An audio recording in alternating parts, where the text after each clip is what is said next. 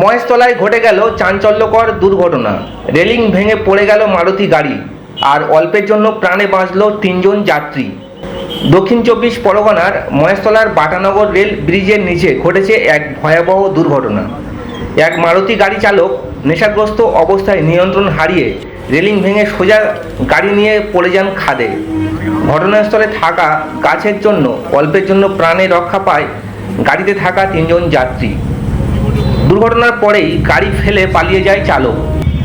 স্থানীয় বাসিন্দারা প্রথমে ছুটে এসে পরিস্থিতি সামাল দেন এবং খবর দেন পুলিশকে। কিছুক্ষণের মধ্যেই মহেশতলা থানার পুলিশ পৌঁছে যায় ঘটনাস্থলে। ক্রেন এনে গাড়িটি উদ্ধার করে থানায় নিয়ে যাওয়া হয়।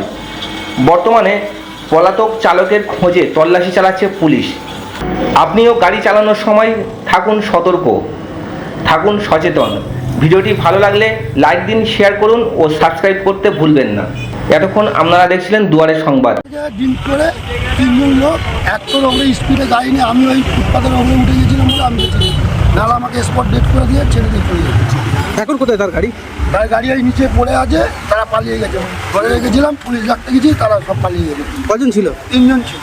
এই জায়গাটার নাম জানেন? পাটানগর কি ব্রিজ? পাটা ব্রিজ। আপনার নাম? তাপস বিজলি। বস্তু ছিল, আমি ধরেছিলাম। আচ্ছা, আমি ওই বাইক, আমার বাইকটা ওর ওপরে না উঠে যেত, আমি মরে যেত।